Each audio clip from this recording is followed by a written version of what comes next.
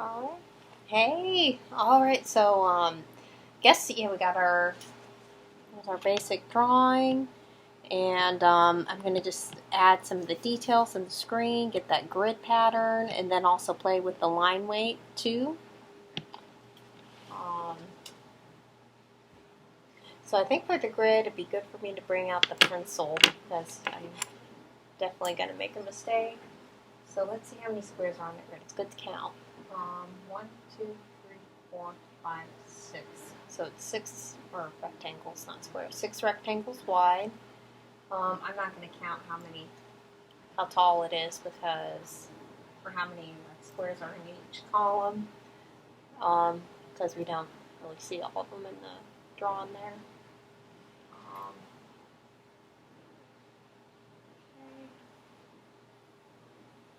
Okay. So I'm going to start with the frame.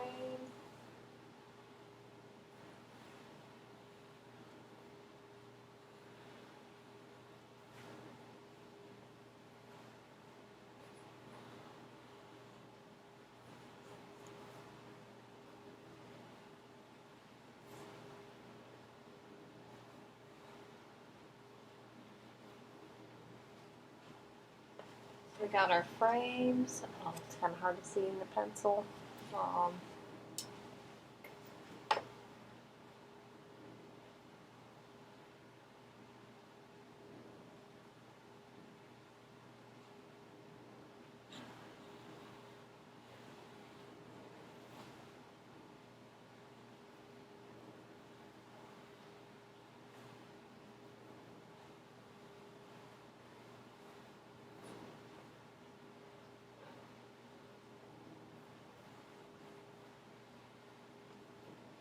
Okay. So you can see the guidelines I put in there with pencil. So there's our frame on the outside of the screen. There's the screen. You see it has these kind of thick red frames. And then for the kind of that grid inside, I kind of found the middle of each grid. For these panels right here, I made the side that's further away slightly smaller than the side that's closer. So it just feels like, it's going back into space. You get that foreshortening, or how that scale shift where things get smaller.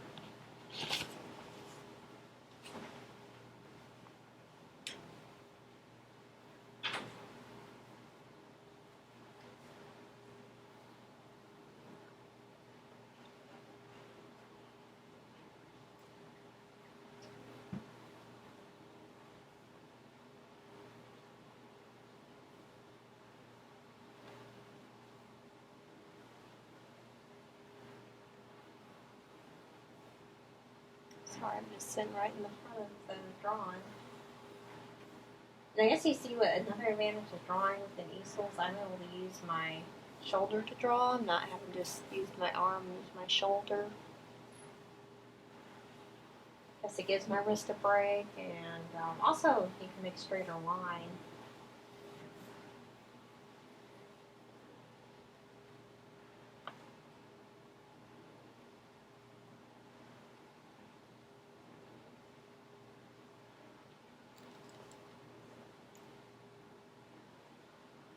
So I'm starting to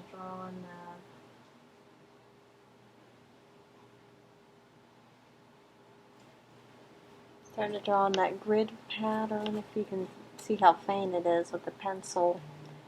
So something to take note of. So while the columns or the up and down kind of area, those are going to get smaller and smaller. The rows going from left to right, they're all going to be about the same height, or same, so they're not going to get smaller and smaller the lower we get, or bigger and bigger the higher we get, or vice versa.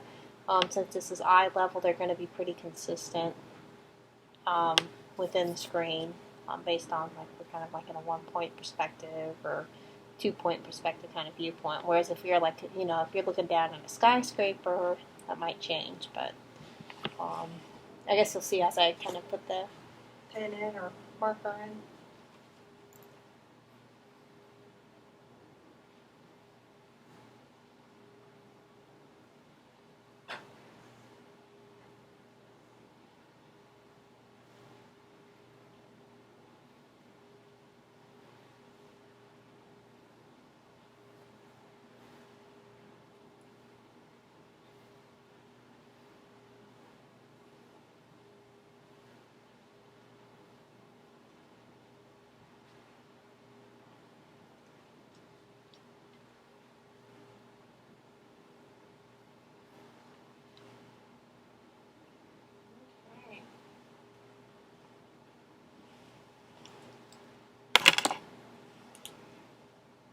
I'm going to start using the marker, making those grids darker.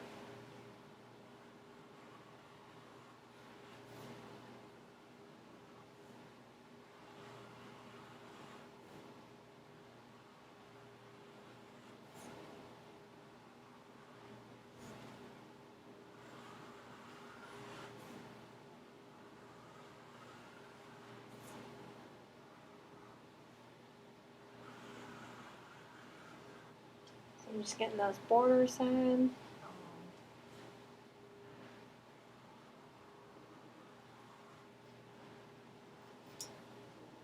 Start filling in the grid. I'm going to simplify it a little bit. So you see the wood's kind of wide here. I'm just going to draw it in as a line.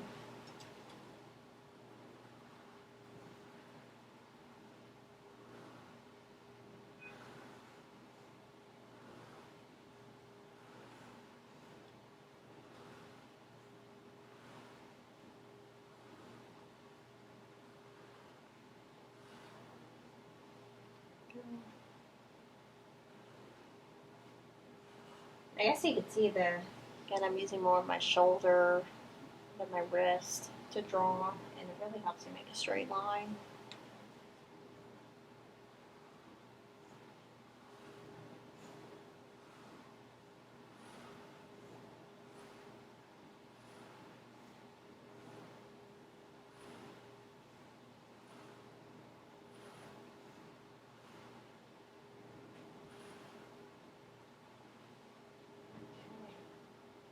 So now I'll just fill in the vertical lines.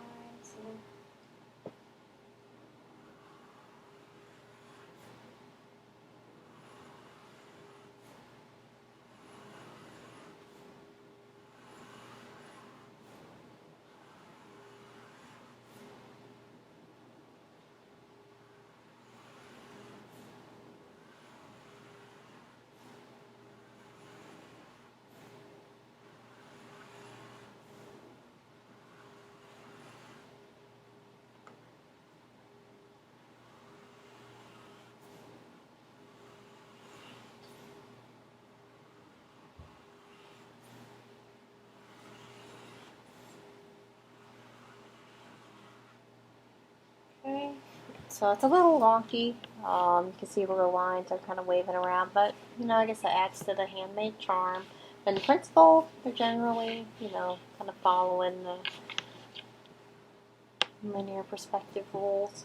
So right now, a lot of the lines are kind of uniform. They're about the same width. I'm going to go in here, or like here's a thicker line, so it kind of makes this kind of foregrounds this object, puts this object or the wall in the background. So I'm going to just kind of rework some of the line width a bit.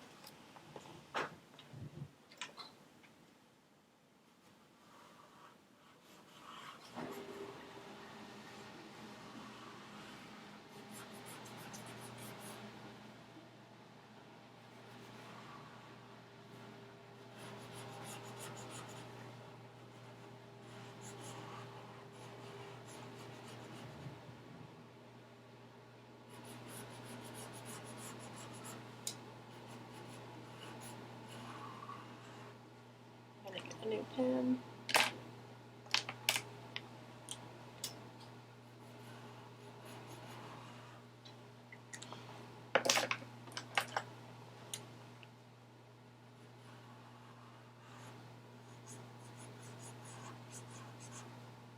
Draw. Fine drawing.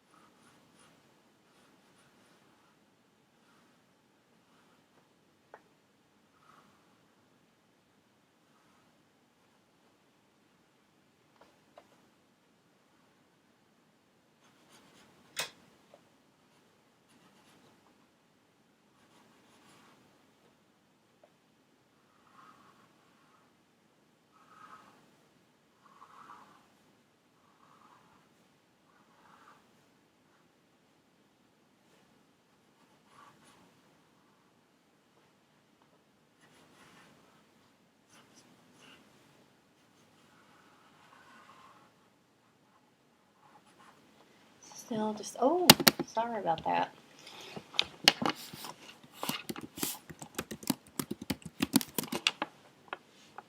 Yeah, so you can see I'm just kind of going in there, beefing up some of the lines. Gonna move on to this side.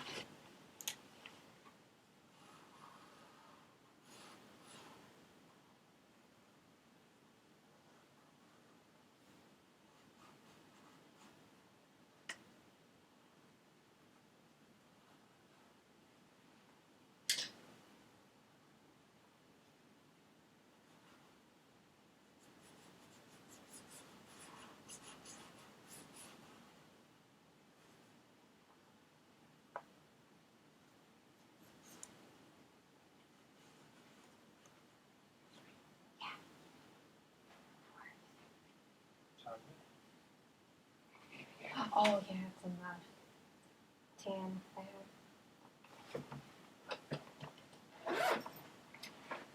And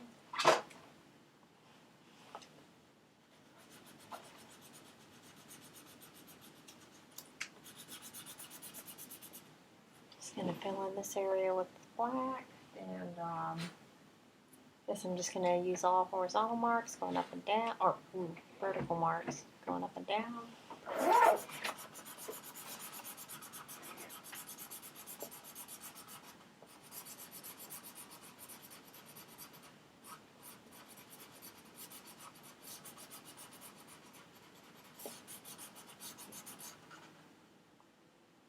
I'm going to fill in that space one more time using horizontal marks this time.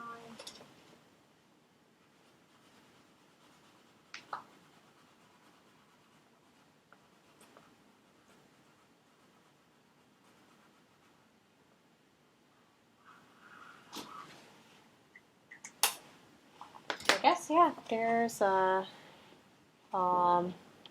pretty simple drawing of a room using linear perspective. I'm sure what you make will be way cooler, but I hope I helped this helped you out. And thank you so much for watching. Oh yeah, and don't forget I have pencil marks here. I'm going to erase them for the final image, but yeah, be sure to just erase your pencil marks when you finish your drawing. There it is. Okay, bye. Have a great day.